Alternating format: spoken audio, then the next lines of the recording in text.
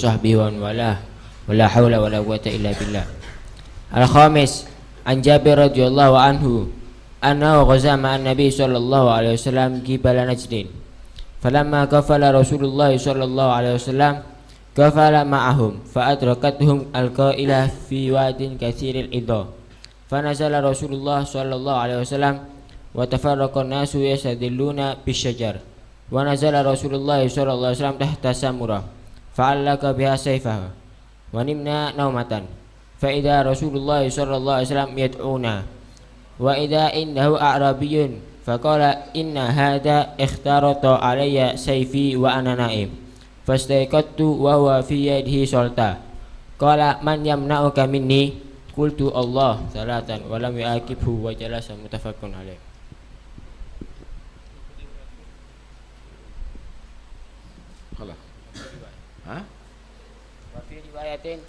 كمل قال جابر كنا مع رسول الله صلى الله عليه وسلم بذات الرقاء فإذا أتينا على شجرة ذليلة تركناها لرسول الله صلى الله عليه وسلم فجاء رجل من المشركين وسيف رسول صلى الله عليه وسلم معلق بالشجرة فاخترطه فقال تخافني قال لا قال فمن يمنعك مني قال الله. كمل. وفي رواية أبي بكر الإسماعيلي في صحيحه قال من يمنعك مني قال الله قال فسقط السيف من يده فأخذ رسول الله صلى الله عليه وسلم السيف فقال من يمنعك مني فقال كن خير آخذ فقال تشهد أن لا إله إلا الله وإني رسول الله قال لا ولكني أعاهدك أن لا أقاتلك ولا أكون مع قوم يقاتلونك فخلى سبيله فأتى أصحابه فقال جئتكم من عند خير الناس. اللهم صل عليه. قالوا قفل أي رجع والأوضاع الشجرة الذي له شوك والسمرة بفتح السين وضم الميم الشجرة من الطلح وهي الإدام من الشجرة الأوضاع واختارت السيف أي سله وهو في يده سلطان أي مسلولا وهو بفتح الصاد وضمها.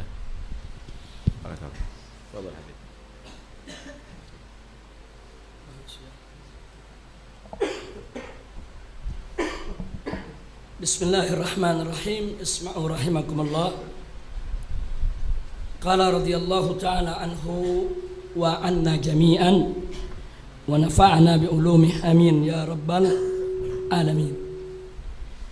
Di dalam hadis ini yang diriwayatkan oleh Jabir dan bernilai muttafaqun alaih. Saya ingin jelaskan dulu tentang nilai muttafaqun alaih.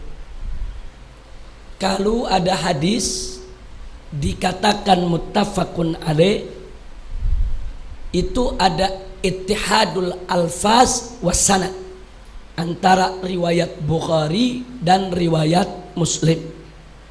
Jadi kalau riwayat Bukhari dan Muslim lafaznya sama, sumber sahabatnya juga sama, maka diistilahkan oleh ulama muttafaqun alaih. Dan ini nilainya luar biasa tingginya. Tapi kalau ada hadis isi maknanya sama, tapi lafaznya berbeda, antara riwayat Bukhari dengan Muslim beda lafaz atau berbeda sumber, mungkin Bukhari dari sahabat yang satu, Muslim dari sahabat yang lain, maka biasanya disebut rawahus syaikhan atau rawahul Bukhari wa Muslim tanpa istilah muttafaqun alaih. Nah, sekarang mari kita lihat di hadis yang telah dibacakan barusan. Ada satu riwayat diriwayatkan oleh as-sahabi al-jalil Jabir radhiyallahu anhu, di mana beliau bercerita annahu ghaza ma'an nabiy sallallahu alaihi wasallam qibala Najdin. Jadi beliau bercerita bahwa dulu beliau bersama para sahabat yang lainnya pernah berperang bersama Nabi alaihi salatu wassalam, yaitu di sekitar arah Najd. Najd itu adalah satu wilayah di luar Hijaz. Atau kalau sekarang ini kita ke Saudi Arabia, itu ibu kota Saudi Riyadh dan sekitarnya, itu disebut Najd. Jadi Jazirah itu ada Hijaz, ada Najd. Hijaz itu meliputi Mekah, Madinah, Jeddah, Taif, itu semua disebut Hijaz. Nah di luar itu yang menuju sampai ke Riyadh, sampai ke sebelah timur sana, itu disebut Najd. Nah jadi suatu ketika diceritakan oleh Jabir, beliau berangkat berperang bersama Nabi ke arah Najd. Ini kalau kita lihat penjelasannya nanti, ini tempatnya di satu gunung yang disebut Gunung Dzatir Riqa. Karena itu peristiwa ini disebut Ghazwah Dzatir Riqa. Tapi ada juga yang mengatakan perang Dzatir Riqa itu bukan karena nama gunungnya Dzatir Riqa. Karena pada saat perang tersebut hawa luar biasa panasnya, sampai banyak para sahabat yang kerusakan daripada sendal-sendal dan sepatu mereka, yang akhirnya mereka menggulung, yaitu kaki mereka ditutup dengan balutan, dengan kain yang tebal untuk menahan panas. Nah sobekan kain balutan itu disebut riqa. Nah karena itu disebut perang Dzatir Riqa. Ini terjadi di tahun ke-6 Hijriyah. Kita lanjutkan. Falamma qafala Rasulullah sallallahu alaihi wasallam, qafala ay raja'a. Jadi tatkala Rasulullah sallallahu alaihi wasallam pulang kembali, yaitu daripada perang Dzatir Riqa, qafala ma'hum, maka dalam hal ini Jabir radhiyallahu taala anhu pun ikut pulang kembali, yaitu bersama Nabi kita Muhammad sallallahu alaihi wasallam. Di tengah jalan fa'adrakat humul qailah, yaitu di tengah jalan mereka itu diajak oleh Nabi untuk istirahat. Al-qailah al-qailulah, yaitu tidur sejenak di waktu siang, qailulah untuk melepas lelah. Nah ini biasa dilakukan oleh Nabi kita Sayyiduna Muhammad sallallahu alaihi wasallam. Dan menariknya dalam safar pun ini nggak ditinggalkan oleh Nabi. Nah begitu di perjalanan Nabi ajak istirahat, berhenti qailulah bersama para sahabat fi wadin katsiril idah, yaitu di satu lembah yang banyak semak pohon durinya. Al-idah itu pohon-pohon yang berduri. Nah kemudian setelah itu fatafaraqan nasu, maka para sahabat Nabi menyebar. Mereka masing-masing cari tempat untuk berteduh, cari tempat untuk istirahat. Yastadilluna bisyajar, di mana mereka berteduh, yaitu di bawah pohon-pohon yang ada di lembah tersebut. Wa nazala Rasulullah sallallahu alaihi wasallam tahta samurah. Nabi pun alaihi salatu wasallam ikut istirahat di bawah sebuah pohon besar. Samurah ini pohon besar tapi ada durinya. Nah, saya nggak paham kalau di Indonesia pohon apa itu. Jadi sejenis pohon besar tapi ada durinya dan bisa dipakai untuk berteduh. Nabi istirahat di bawah pohon tersebut. Fa'allaqa biha saifahu. Nabi alaihi salatu wasallam menggantungkan pedangnya di pohon tersebut dan beliau tertidur. Nah, yang menarik lagi di sini yaitu para sahabat menceritakan wa nimna naumatan, kami pun istirahat tidur sejenak. Tapi tatkala lagi asyik tidur, tiba-tiba mereka mendengar di mana faida Rasulullah sallallahu alaihi wasallam yad'una. Kemudian tatkala mereka baru sekejap tidur, mereka mendengar suara Nabi memanggil mereka. Nah, kemudian mereka berkumpul. Mereka datang kepada Nabi yang memanggil mereka. Begitu mereka temui Nabi, apa yang terjadi? Wa idza indahu a'rabiyun. Ternyata di samping Nabi, di hadapan Nabi ada seorang Arab Baduy dari gurun, dari gunung. Faqala, kemudian Nabi berkata alaihi salatu wassalam kepada para sahabatnya, inna hadza, sesungguhnya orang ini ikhtarata alayya sayfi, yaitu menghunuskan kepadaku pedangnya. Pedangnya dihunuskan. Jadi ternyata waktu Nabi tidur, orang Arab ini datang, lihat Nabi tidur, pedangnya digantung di pohon, pedang itu diambil oleh orang ini, dicabut yaitu daripada sarungnya, kemudian dia bangunkan Nabi dengan pedang tersebut dan dihunuskan ke arah leher Nabi, saudara. Jadi Nabi mengatakan, menceritakan para sahabat, inna hadza ikhtarata alayya sayfi wa ana naim. Jadi dia ambil, aku punya pedang, dia hunuskan kepadaku sementara aku sedang tidur. Fastaiqadtu, kemudian aku bangun dari tidur, kata Nabi, wa huwa fi yadihi sultan. Sultan hay maslulan. Jadi ada kitab dikarang oleh ulama kita As-Saiful Maslul, yaitu ala khatimir rasul atau ala syatimir rasul, pedang terhunus, yaitu untuk mereka yang menghina atau meremehkan, mencela daripada Rasulullah sallallahu alaihi wasallam. Nah, kemudian di sini dikatakan orang ini menghunuskan pedangnya kepadaku sambil seraya berkata, man yamna'uka minni, siapa yang bisa mencegah atau membelamu daripadaku saat ini? Jadi siapa yang bisa menolongmu? Siapa yang bisa mencegah perbuatanku? Siapa yang bisa sekarang ini mencegah aku untuk tidak melukaimu? Kemudian apa jawab Nabi alaihi salatu wassalam? Qultu Allah. Nah, di sini ada kata salatan diterangkan oleh Syarihul Kitab, itu daripada kitab Nushatul Muttaqin. Yang dimaksud salatan di sini as-su'al wal jawab. Jadi bukan salatan lil jawab fakat, as-su'al wal jawab. Jadi orang tadi bertanya lagi kepada Nabi, man yamna'uka minni? Nabi menjawab lagi, Allah. Ditanya sekali lagi, man yamna'uka minni? Nabi menjawab lagi, Allah. Nah, dalam riwayat ini kemudian disebutkan berhenti sampai di sini, tapi dalam riwayat lain yang kita bisa baca di bawahnya disebutkan setelah Nabi mengucapkan Allah, orang tadi bergetar dan dia tidak mampu memegang daripada pedang Nabi alaihi salatu wassalam. Pedang itu terjatuh, kemudian Nabi yang memungut pedang tersebut. Kali ini Nabi yang menaruh di leher orang tadi. Nabi yang balik bertanya, man yamna'uka minni? Siapa sekarang yang bisa menolongmu daripadaku? Nah, kemudian orang tadi mengatakan kepada Nabi, yaitu jadilah engkau sebagai seorang pembalas yang baik. Maksudnya pembalas yang baik, maafkanlah, jangan diambil hati. Kemudian Nabi menawarkan kepada dia untuk masuk Islam. Ketika itu dia menolak, tidak mau masuk Islam. Tapi dalam riwayat berikut, mari kita lihat, tatkala Nabi menawarkan dia untuk mengucapkan syahadat, dia mengatakan, la walakinni uahiduka alla uqatila. Aku tidak masuk Islam, tapi aku berjanji kalau aku tidak akan memerangimu lagi.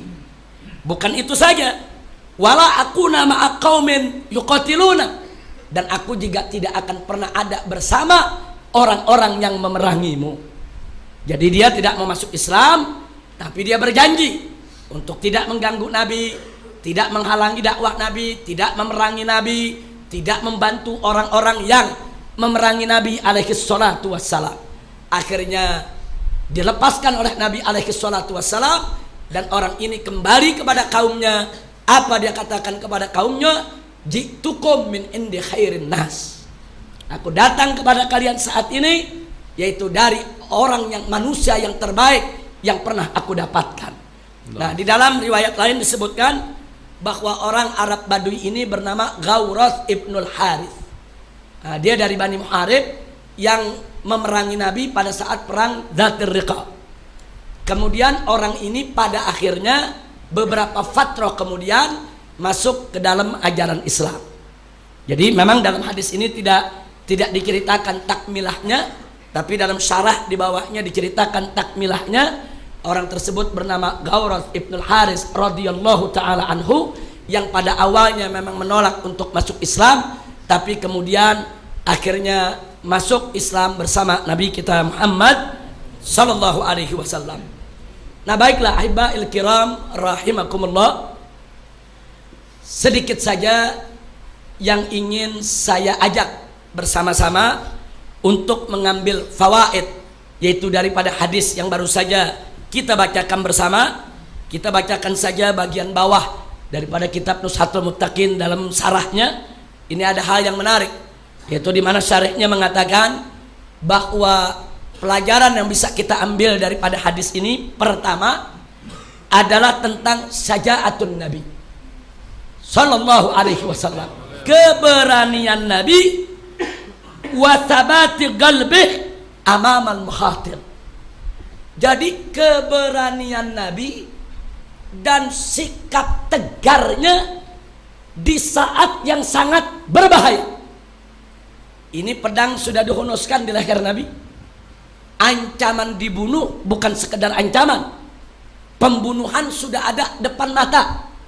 Tapi Nabi menunjukkan sikap tidak panik, tidak takut, tidak kewalahan, tetap tenang. Ini luar biasa. Ini menunjukkan keberanian yang luar biasa. Jadi kalau kita mau lihat orang berani atau tidak, bukan saat dia punya kekuatan rame-rame gebugin orang, bukan. Kalau dia rame-rame gebugin orang, teriak-teriak, petantang, petenteng, orang bilang ini berani, belum tentu. Saya punya pengalaman masuk penjara. Ada yang menarik. Di luar dia jagoan, ayam jago. Begitu masuk penjara kan banyak ayam jago, jadi ayam sayur dia. Ini terjadi, saudara. Oh, di luar luar biasa petantang, petenteng. Begitu dia dalam, dia ketemu aneka ragam preman, aneka ragam penjahat. Kelihatan mana yang berani, mana yang enggak. Nah, karena itu di sini kita ingatkan bahwa orang yang berani itu adalah orang yang mampu menguasai dirinya. Baik pada saat dia marah, atau pada saat dia panik, atau pada saat dia dalam bahaya. Orang yang tidak punya keberanian, begitu pedang ada di lehernya, dia akan gemeter. Karena kematian ini akan menjemput dia. Sebentar lagi orang ini akan membunuh dia. Tapi begitu dia tenang, begitu dia tidak gemetar, begitu dia tidak panik, bahkan dia mampu menjawab. Nabi ditanya, siapa yang bisa menolongmu? Allah. Dengan jawaban yang pasti, dengan jawaban yang meyakinkan, dengan jawaban yang penuh percaya diri. Ditanya lagi, siapa yang bisa membantumu? Tetap jawaban Nabi tidak berubah, Allah. Ditanya lagi, jawaban Nabi alaihi salatu wassalam tetap tidak berubah, Allah. Ini menunjukkan sabati qalbi. Bagaimana mantapnya jiwa Nabi, bagaimana mantapnya jiwa Nabi, dan itu teruji pada saat yang sangat-sangat berbahaya sekali. Sallu ala Nabi sallallahu alaihi wasallam. Nah, kemudian berikutnya, wathiqatuhu billahi ta'ala wa sidqi tawakkuli alaih wa husnul iltija'i ilaih. Jawaban Nabi tadi alaihi salatu wassalam juga menunjukkan bagaimana tingginya keyakinan Nabi kepada pertolongan Allah, dan bagaimana tingginya tawakal Nabi di dalam menyerahkan nasibnya kepada Allah, dan bagaimana tingginya upaya Nabi untuk memohon perlindungan Allah. Jadi ini cukup menjadi dalil buat kita semua tentang keberanian Nabi, ketegaran Nabi, ketenangan Nabi di dalam menghadapi persoalan dan permasalahan, termasuk juga bagaimana tawakalnya, bagaimana iktimatnya kepada Allah, bagaimana juga yaitu upayanya yang sedikit pun tidak goyang untuk selalu memohon pertolongan Allah subhanahu wa ta'ala. Bahkan di kalangan ahli sufi ada pelajaran lain.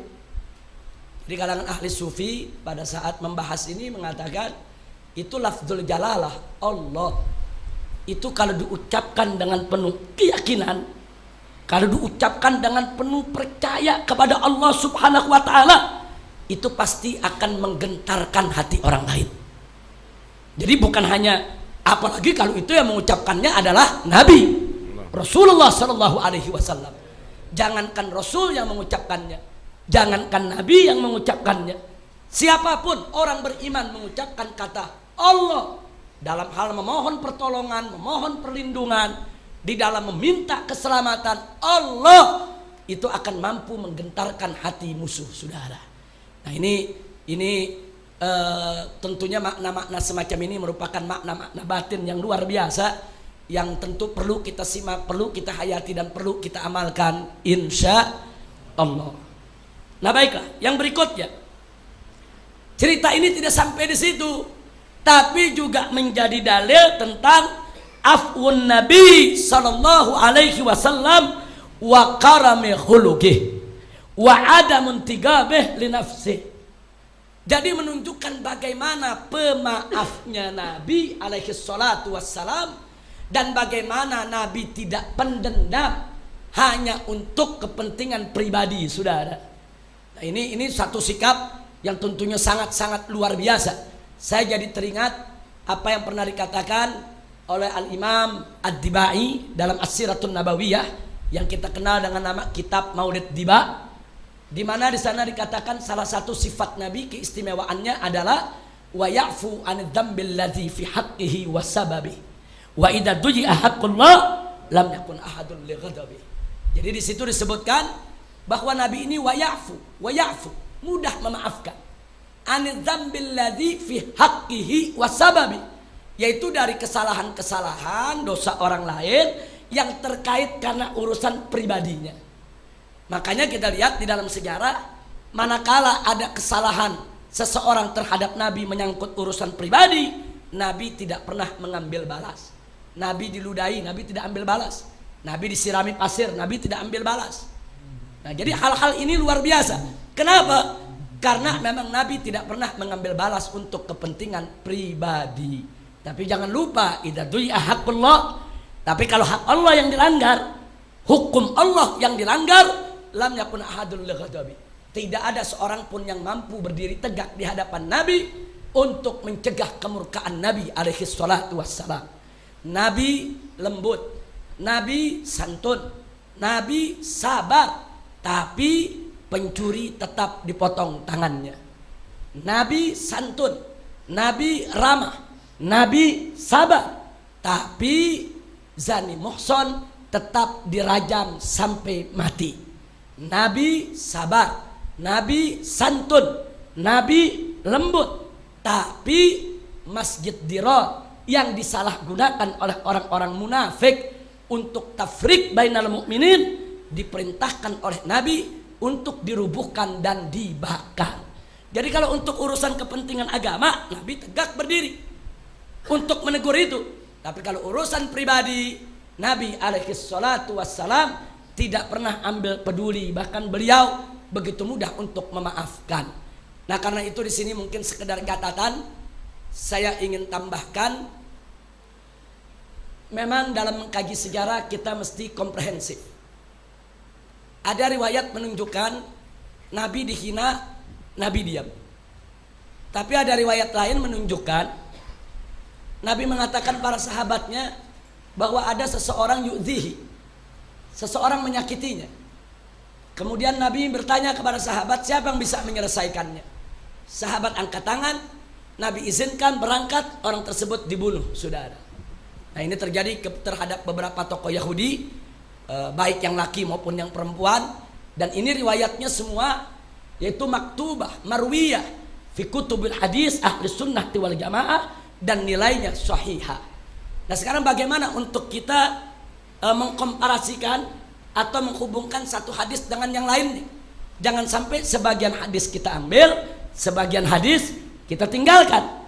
Nah, maka itu ada satu uraian yang cukup menarik, yaitu disampaikan oleh para ulama kita bahwa Nabi alaihi salatu wassalam tatkala dihina, disakiti, tidak membalas, bisa dikarenakan beberapa sebab. Satu, karena memang itu urusan pribadi yang beliau tidak mau bawa masuk ke urusan agama. Urusan pribadi beliau mudah memaafkan. Atau yang kedua, karena fiqhud dakwah, karena adanya kepentingan untuk memahami dakwah. Seperti yang Nabi lakukan tatkala malaikat datang ingin menghancurkan kota Taif. Waktu ahlinya menghina Nabi, menganiaya Nabi, mengusir Nabi. Tapi Nabi mengatakan kepada sang malaikat tadi, la bal arju an yakhruja min aslabihim man yu'minu billahi wa rasulih. Jangan kau hancurkan mereka. Bahkan aku berharap di suatu hari nanti akan lahir keluar dari keturunan mereka orang-orang yang beriman kepada Allah dan Rasulnya. Artinya di sini ada fiqh dakwah yang diinginkan oleh Nabi. Tapi kan mereka udah menghina Nabi, mereka udah mencerca Nabi, bahkan menganiaya Nabi. Jangan lupa, yaitu di mana di antara doa Nabi juga yang sering beliau bacakan, Allahumma hdi qaumi fa innahum la ya'lamun. Ya Allah berikan petunjuk kepada kaumku karena mereka nggak tahu apa-apa. Nah ini yang saya maksudkan tadi fiqhud dakwah. Nah termasuk fiqhud dakwah juga untuk mengukur kekuatan diri. Kenapa waktu di kota Mekah Nabi dipojokkan, sahabat ditindas, ada yang dibunuh, kok umat Islam nggak melakukan perlawanan? Kok Nabi tidak angkat pedang untuk perang? Nah ini juga fiqhud dakwah. Belum waktunya Nabi lakukan itu. Kalau Nabi ingin berperang sendiri, pasti Allah akan membantunya. Kalau Nabi ingin angkat pedang sendiri, pasti Allah akan mengerahkan malaikatnya untuk menolongnya, memerangi orang-orang kafir Quraisy. Tapi Nabi tidak lakukan itu, karena Nabi tidak memikirkan kepentingan pribadi sendiri, tapi Nabi juga memikirkan umatnya. Karena itu di dalam banyak hal Nabi tidak sedikit-sedikit mengandalkan mukjizat, sedikit-sedikit mengandalkan mukjizat, tidak. Tapi Nabi ajarkan kepada umatnya tentang sabab musabab. Oh, kalau mau melawan kekuatan orang kafir yang begitu banyak, kita perkuat diri dulu, kita persiapkan diri dulu. Ini sunnatullah. Dan Nabi sangat-sangat menghormati sunnatullah dalam rangka untuk mendidik umatnya. Nah itulah karenanya kenapa hinaan kepada Nabi di kota Mekah tidak dibalas, di Taif tidak dibalas. Nah karena ada fiqhud dakwah, dan sebagian lagi karena memang ada menyangkut urusan pribadi Nabi, dan Nabi adalah seorang yang sangat pemaaf. Berbeda dengan saat Nabi di Madinah. Ada pengemis buta di pasar. Setiap hari Nabi berderma bersedekah, saudara, kepada orang tadi. Tapi tiap hari juga orang tadi mencaci maki Nabi. Nah, ini menarik. Tiap hari dicaci maki Nabi, tiap hari Nabi sedekah. Kenapa kok nggak dibunuh? Ini menghina Nabi. Itu tadi Nabi anggap ini orang nggak tahu apa-apa, ini hanya urusan dakwah, ataupun Nabi menganggap ini urusan pribadi, jangan dibawa kepada urusan agama, sehingga Nabi tidak mengambil balas. Tapi ada sejumlah orang Yahudi yang menghina Nabi. Nabi utus sahabatnya untuk membunuh mereka, sudah. Loh kenapa? Karena orang-orang tadi menghina Nabi secara sistematis, secara struktural, bukan urusan pribadi. Dia datang dari rumah ke rumah, dia datang dari kampung ke kampung, dia datang dari majlis ke majlis, mencaci maki Nabi, menghina Nabi, sehingga Nabi melihat ini bukan urusan pribadi, ini urusan agama.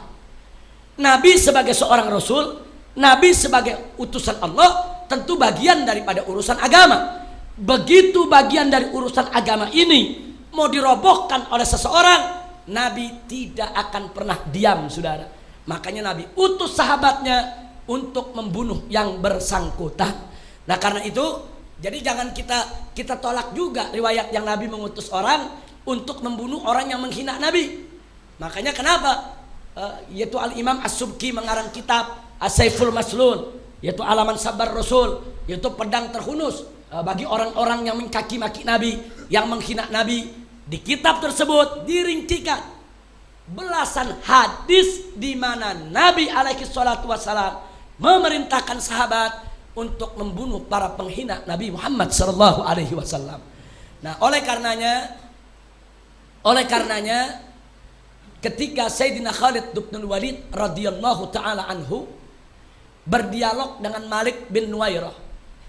Malik bin Nuwairah ini salah satu pimpinan kelompok yang tidak mau membayar zakat, menganggap syariat zakat sudah batal dengan wafatnya Nabi. Kemudian diperangi oleh Sayyidina Abu Bakar Siddiq radhiyallahu taala anhu. Dan Sayyidina Abu Bakar mengirim Sayyidina Khalid bin Walid radhiyallahu taala anhu.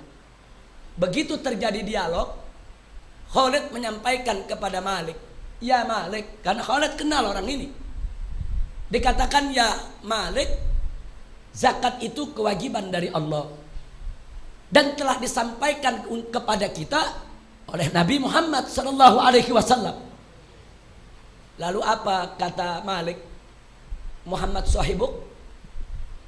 Jadi kalau orang Jawa bilang Muhammad koncomu, begitu jawabnya.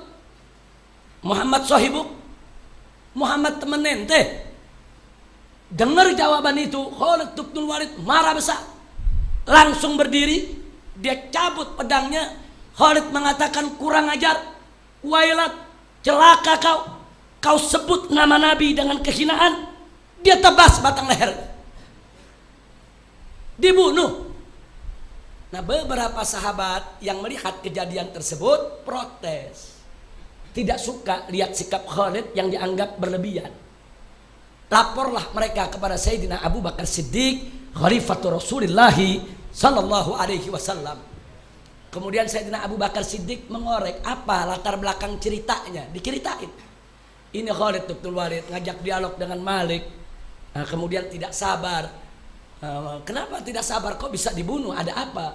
Diceritakan. Iya. Waktu Malik dikasih tahu bahwa zakat itu perintah Allah, diajarkan oleh Nabi Muhammad. Malik menjawab, Muhammad sahibu, Muhammad teman anda. Khalid tersinggung, dianggap itu menghina Nabi, dibunuh. Lalu apa jawab Sayyidina Abu Bakar Siddiq radhiyallahu ta'ala anhu? Kata Sayyidina Abu Bakar Siddiq, andai kata aku yang mendengar kalimat itu, niscaya aku yang tebas batang lehernya. Subhanallah. Nah, yang ingin saya sampaikan, menghina Nabi di depan Nabi bisa pribadi, bisa agama. Menghina Nabi, penghinaan terhadap Nabi di hadapan Nabi, Nabi masih hidup. Nabi alaihi salatu wassalam hayyun bainan nas, Nabi hidup. Ada orang menghina Nabi di depan Nabi, maka bisa urusan pribadi, bisa urusan agama. Kalau urusan pribadi dimaafkan oleh Nabi. Kalau urusan agama, Nabi menegakkan hukum bagi penghina Nabi. Itu satu. Yang kedua, menghina Nabi di depan sahabat Nabi, bukan depan Nabi. Baik tatkala Nabi masih hidup maupun setelah wafatnya Nabi.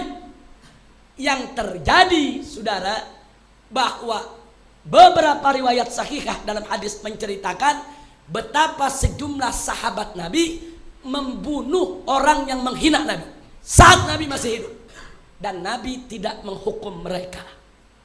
Jadi ada satu sahabat Nabi yang tunanetra, buta mata, saudara, punya perempuan di rumah yang melayani dia. Tiap hari kerjaannya mencaci maki Nabi.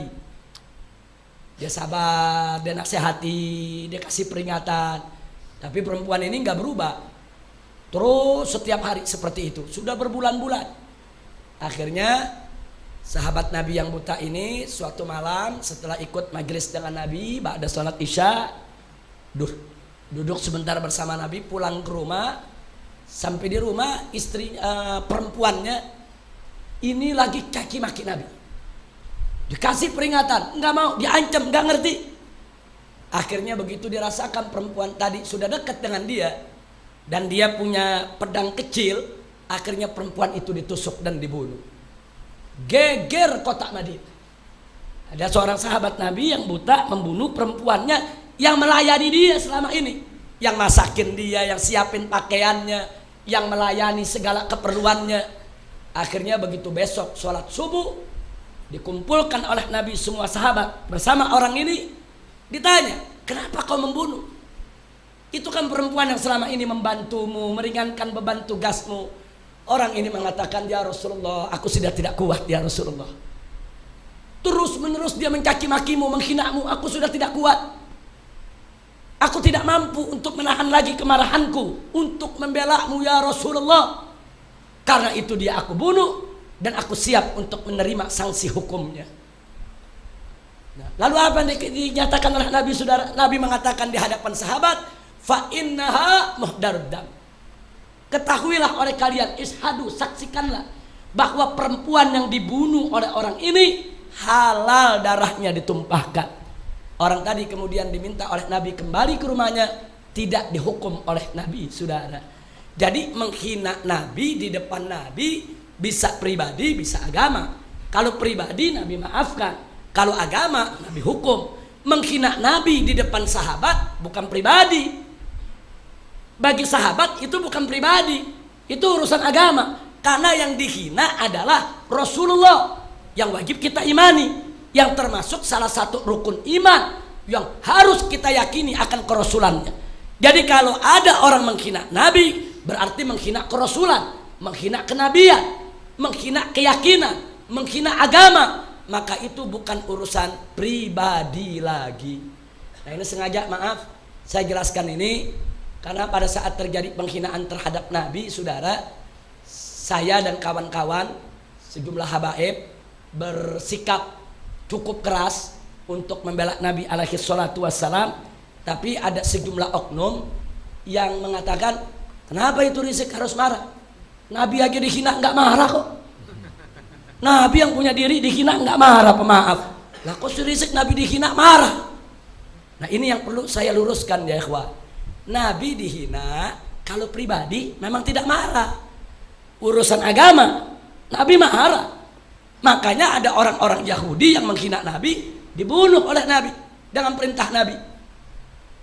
Tapi kalau Nabi dihina depan sahabat dibunuh oleh sahabat. Enggak ada sahabat mengatakan, oh saya tidak bunuh, itu urusan pribadi saya. Enggak ada. Kenapa? Karena Nabi dihina depan sahabat, itu bukan pribadi, pasti urusan agama. Nah maka itu kami melihat, kalau Nabi dihina di depan kami di zaman sekarang ini, itu bukan urusan pribadi, itu urusan agama. Tinggal tergantung kita kembalikan yang menghina. Dia menghina karena bodoh atau bagaimana? Kalau dia bodoh ya kita ajarkan. Kalau dia nggak tahu hukum, ya kita beritahu. Nah kalau memang dia muslim, yang salah berucap, yustata, dia harus dituntut untuk bertobat. Tapi kalau ternyata dia setelah diberitahu, dikasih ilmu, musirrun ala satmir rasul wasabbih, wajib untuk kita tindak. Nah ini karenanya yang ingin saya sampaikan. Jadi hadis yang kita baca tadi luar biasa, menunjukkan sifat pemaaf Nabi yang begitu tinggi. Tapi pemaafnya Nabi, lembutnya Nabi, sabarnya Nabi, santunnya Nabi tidak mengurangi sedikit pun ketegasan beliau di dalam menegakkan hukum. Yang terakhir, sampai Nabi mengatakan dalam satu hadisnya kepada Usamah bin Zaid radhiyallahu taala anhuma, tatkala meminta yaitu dispensasi hukum terhadap kasus seorang perempuan dari Bani Makhzum yang mencuri, yang mau dipotong tangannya. Kemudian sekelompok orang mengirim Usamah untuk melobi Nabi, menanyakan apakah masih ada dispensasi peringanan hukum. Nabi mengatakan dengan tegas kepada Usamah bin Zaid, ya Usamah, innama halaka man kana qablakum. Sesungguhnya umat sebelum kamu dulu binasa karena persoalan semacam ini. Idza saraqa fihimus syarif tarakuhu. Kalau ada orang terhormat, orang dianggap terpandang mencuri, ditinggalkan. Wa in saraqa fihimud dhaif yuqam alaihil had. Tapi kalau ada orang lemah, wong cilik yang mencuri, wah baru dihukum dengan berat, baru ditegakkan hukum.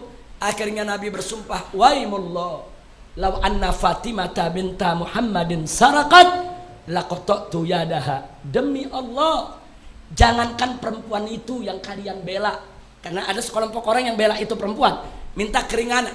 Nabi memberikan perbandingan, jangankan perempuan itu yang kalian bela, andai kata putriku sendiri, jantung hatiku, kecintaanku, coba-coba berani mencuri, aku potong tangannya.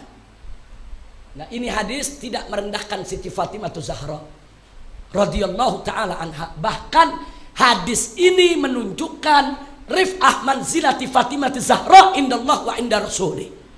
Justru menunjukkan tingginya kedudukan Fatimah Zahra di sisi Allah dan Rasulnya.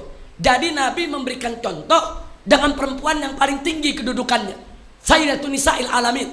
Dengan kata lain, kalau perempuan yang kedudukannya paling tinggi saja tidak kebal hukum, apalagi perempuan yang lain. Subhanallah. Dan ini hadis juga menunjukkan betapa adilnya Nabi. Hadis ini juga menunjukkan betapa Nabi santun, Nabi lembut, Nabi sabar, Nabi pecinta, Nabi penyayang, Raufur Rahim. Sampai sifat Allah Ra'fah dan rahmah itu diberikan juga buat Nabi, Raufur Rahim. Nabi seorang yang penuh belas kasih, tapi cintanya Nabi, kasih sayang Nabi, lembut Nabi, sabar Nabi tidak menghalangi beliau untuk tetap tegas di dalam menegakkan hukum Allah subhanahu wa ta'ala. Nah itu saja yang bisa saya sampaikan. Lau kana sahihan faminallahi subhanahu wa ta'ala, lau kana khata'an faminni wa minasyaitanir rajim. Fanastaghfirullahal azim li wa lakum wa li jami'il muslimin wal muslimat. Wassalamualaikum warahmatullahi wabarakatuh. tadi apa namanya, diterangkan bahwa Nabi Shallallahu Alaihi Wasallam mengambil pedang dan menghunuskan kepada si Arabi tadi itu. Kemudian Nabi Shallallahu Alaihi Wasallam menawarkan masuk Islam, dia tidak mau. Kemudian ambil muahadah, perjanjian tidak akan memerangi dan bergabung dengan orang memerangi Rasulullah Shallallahu Alaihi Wasallam. Sebenarnya bukan berarti sifat yang baik ketika diserang kemudian tidak ada ketegasan. Kalau kita ini diserang kemudian diem diri, itu berarti menjadikan orang-orang yang menyerang semakin brutal nantinya. Kita bisa bayangkan kalau penjajah di Indonesia tadi itu kita diemkan diri, kemudian dia akan semakin jadi brutal. Harus ada perlawanan, cuma perlawanan di sini adalah ketegasan. Jadi perlawanan di sini adalah bukan kebencian tapi ketegasan. Ketika Nabi Shallallahu Alaihi Wasallam menyatakan orang tadi itu sudah pasrah, nggak mampu, dan minta kun khaira akhidin, jadilah orang yang bagus ketika membawa pedang, maka Nabi Shallallahu Alaihi Wasallam memaafkan karena orang ini sudah pasrah, tidak ada perlawanan. Malah Nabi Shallallahu Alaihi Wasallam membiarkan orang tadi itu untuk pulang. Dan dari sikap yang demikian ini akhirnya Nabi bukan hanya diakui oleh kawan, tapi lawan pun juga. Lawan mengakui, Nabi berani. Lawan mengakui, Nabi tegas. Lawan mengakui, Nabi juga pemaaf. Bukan berarti kalau udah dipukul habis kemudian dibiarkan ya khair, kemudian tanpa ada perjanjian, tidak akan mengulang lagi, kemudian tidak patuh, tidak ada rasa takut, tidak bisa, harus ada jera, ada sifat jera, kemudian harus ada takut, ada muahadah, ada perjanjian, tidak ada mengulangi lagi. Itu adalah adil. Jadi sama-sama dengan katakan man istughdiba falam yaghdab fahuwa himar. Kalau ada orang yang dipancing-pancing, dipukul habis, tetap ada diem. Ini bukan manusia, ini himar, ini keledai ini. Ya, jadi sekali lagi, cuma perlu digarisbawahi Habib Rizik tadi menerangkan tadi itu bukan asal bunuh-bunuh ente ya.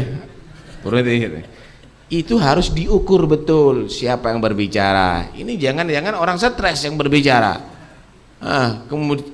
Kemudian dia berbicara atas dasar jahil. Ya tugasnya kamu yang punya ilmu untuk mengajarkan. Tapi kalau dari musuh yang memang sengaja menghina Nabi, maka itu sudah layak. Ente bisa bayangkan Nabi misalnya dicaci maki ada di Denmark seperti begitu, udah layak. Mau diapain? Mau kita anggap apa lagi? Mau kita takwil apa lagi? Jadi jangan asal-asalan. Wah, anak kepingin Khalid jadi Khalid bin Walid, anak tebas dah semuanya. Ini bukan Khalid bin Walid, ini preman juga kalau model begitu. Karena itu harus diukur juga kepada siapa Anda tadi menghadapi tadi itu. Saya kira itu. Sebenarnya ada satu kitab lagi tapi sudah waktu yang tidak mengizinkan. Yang jelas insyaallah pertemuan ini ada khair, ada baik, ada berkah, dan insyaallah yatakarrar al-liqa, akan berulang-ulang lagi insyaallah pertemuannya. Wallahu a'lam. Hadal qasidah khtimiyah.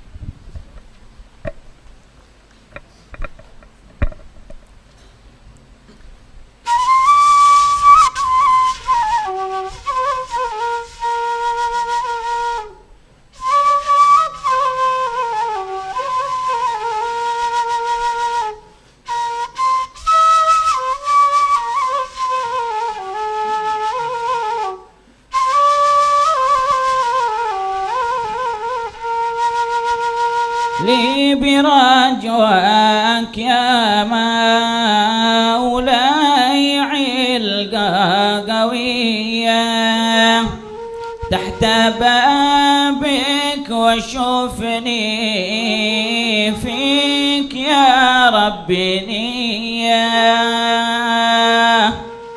وانت يا ربنا تعلم بما في الطوية قيدك داري بما في الظاهرة والخفية الله الله يا الله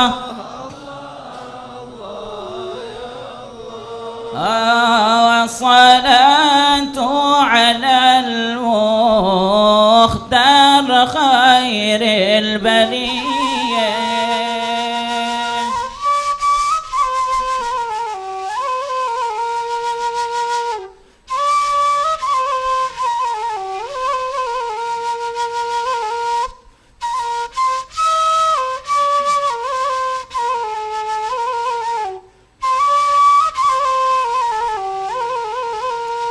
وإن عصينا وسرنا في الطريق العكية فإن لك جود يغفر ذنبنا والخطية تحت بابك وكل منك يبغى عطية. يا الله اسلك بنا نهج الطريق سوية. الله الله يا الله.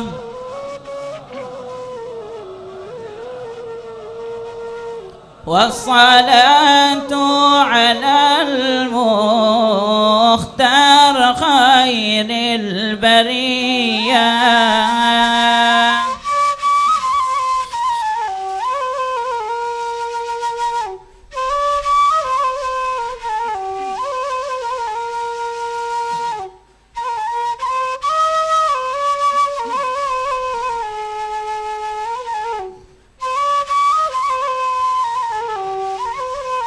الله في طريق النبي والسادة العلوية يا مجيب استجب وعجل بشربة هنية. واصل أعمالنا يا ربنا والطوية واكفنا ربنا شر الهوى والدنيا. الله الله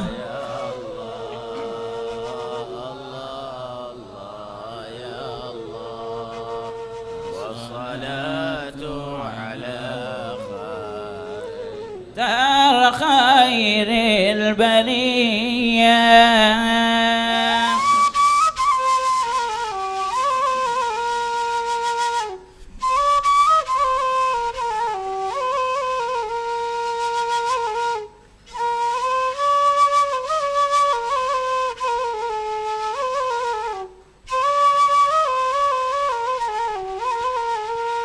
بختنا بالنبي هو كنزنا والخبية لتعكى تجي في الحال منه بنتية فيك فالهم ومعهم في الجنان العلية عند طه النبي المختار خير البرية.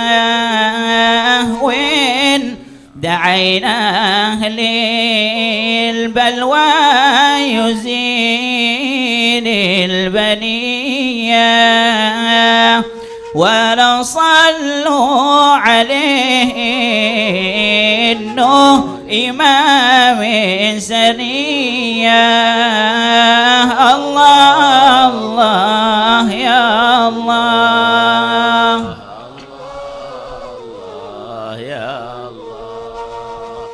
والصلاة على المختار خير البرية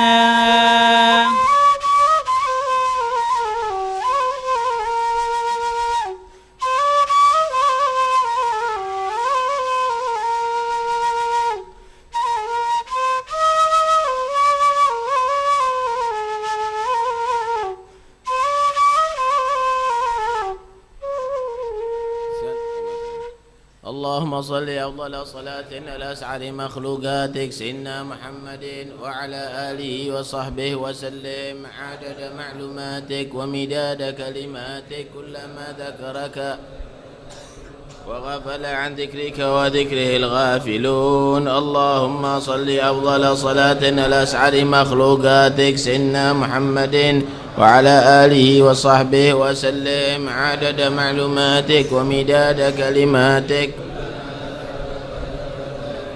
وغفل عن ذكرك وذكره الغافلون. اللهم صل أفضل صلاة على أسعد مخلوقاتك سيدنا محمد وعلى آله وصحبه وسلم عدد معلوماتك ومداد كلماتك كلما ذكرك وذكر الذاكرون.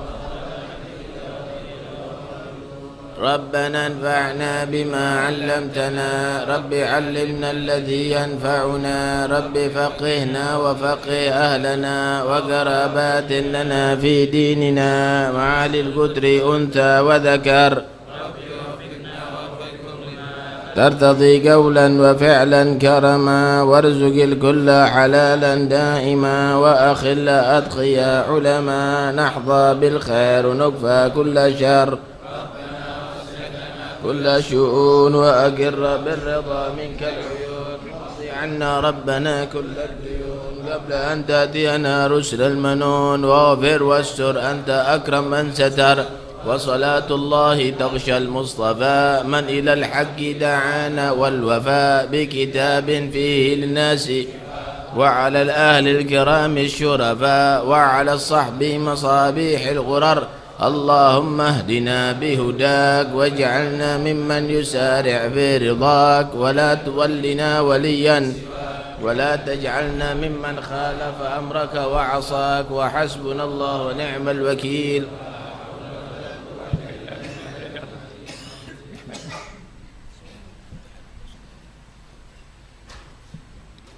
الفاتحة من القبول والإقبال وصلاح الأحوال يغفر الذنوب ويستر العيوب ويبلغ كل مطلوب بجنح محبوب. والله يفتح علينا فتح العارفين يفقهنا في الدين ويعلم تأويل يهدينا الأساء السفيد وحسن الخاتمة عند الموت بعد طول العمر في طاعة الله في خير ورفع عافية. وأن الله ينور قلوبنا وقوالبنا مع الهدى والتقوى والعفاف والمعدلة في الإسلام بلا محدة ولا امتحان بحق سيدي ولد عدنان.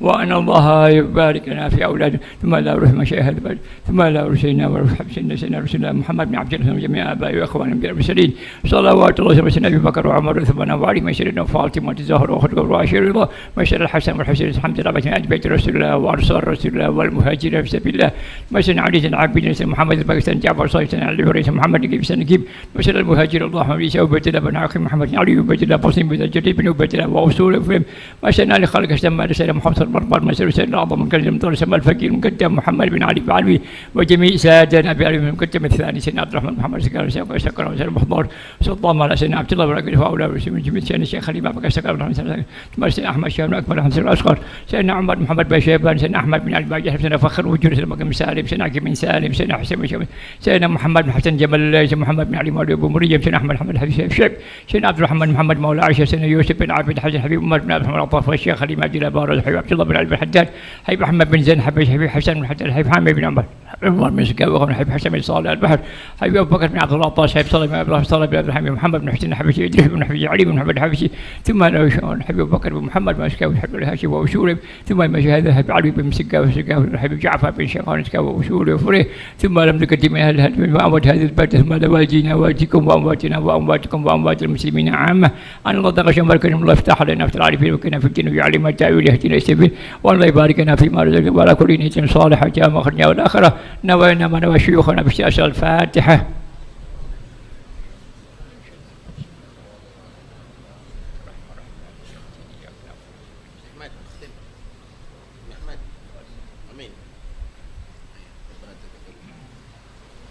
ربنا تقبل منا انك انت السميع العليم وتب علينا إنك أنت التواب المغفر وارحم وأنت خير الراحمين وصلى الله على سيدنا محمد وعلى آله وصحبه الحمد لله رب العالمين.